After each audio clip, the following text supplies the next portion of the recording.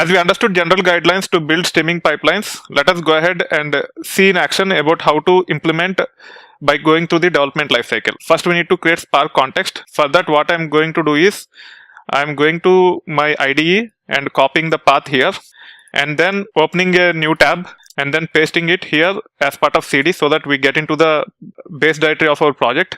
If you are using Windows, you have to do it on Ubuntu, which is set up using Windows subsystem, and you might have to copy the path from IntelliJ IDE as part of your Windows, and when you paste it, it might have C:/ blah blah blah.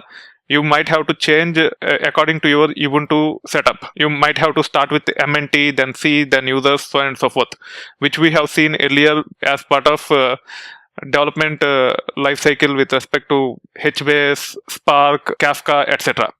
That being said, we'll be demonstrating using Mac here. We can directly paste the path. Even if it is Linux, you can do so. But Windows, you need to adjust a bit. That being said, once we are in the working directory of the project, you can actually validate that your build.sbt have all the dependencies to build streaming pipelines using Kafka, Spark, and HBase. You can see those details here. Now you can actually launch Scala-based REPL using SPT console. It will not only launch a Scala-based REPL, but also will make all these dependencies available for this session. And hence we can import the appropriate APIs and start using as part of developing the logic. So first and foremost, we'll be importing com.typesafe.config._. It have classes like config factory, etc. We'll be using those things as part of reading the external properties and use it as part of our application at runtime. That being said, now I can create a variable called conf, and I can say conf equal to config factory dot load, which will read the application dot properties, which is part of source main resources. As we have already created that application dot properties here, it will be read automatically for us.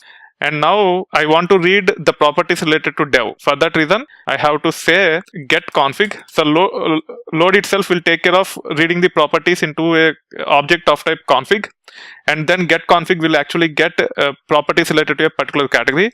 In this case, I'm hard coding it as dev. When we actually develop the application using IntelliJ, we will pass this as an argument, and we'll be passing values such as dev or prod depending upon the environment where we are trying to run this. For now, we have hard coded, but as part of actual application, we'll be getting this as argument for the main function.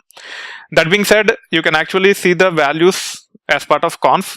You have key as bootstrap, and then value as localhost 9092. And then you have execution with the mode as local. You have zookeeper with the port number as 2181 and quorum as localhost. Now we can actually read the property we want using appropriate API, and we can take it further.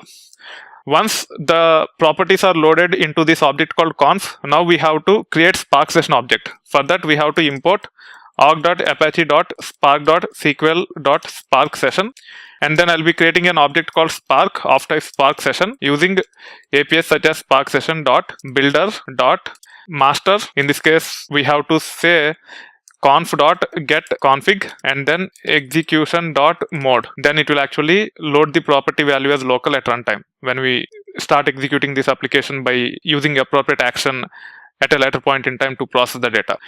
Once you set the execution mode like this as part of master, now we can actually say app name, and let me give it as streaming department traffic. You can give whatever name you want. I am giving this name, and then we have to use get or create. It will create an object called as Spark of type Spark session. Here I have to use get string instead of get config. That's why it failed.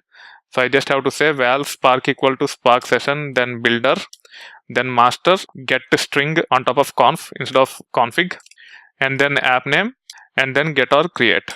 Now the Spark session object is created, and the name of that object is Spark.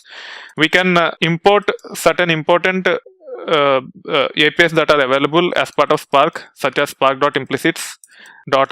It will provide us APIs such as $, to actually access columns from the data frame, and then we can apply functions on top of those columns which are accessed using a shorthand operator like $. That being said, on top of this, I don't want to see too many errors, and hence we can say import, not import, but spark.spark context. It will return the Spark context because Spark session is a wrapper on top of Spark context. It has an API called set logger or log level, not logger. you can actually set it to error so that all the info and warning messages does not pop up on the screen.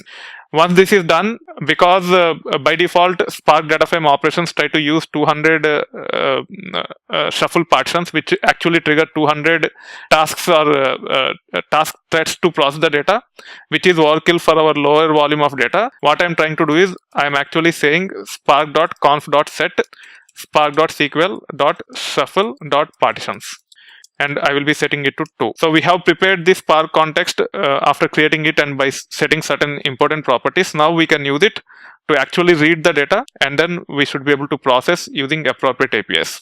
As we are done with creating the Spark context using appropriate APIs, let's go ahead and start reading the data in streaming fashion, and then we'll take it further.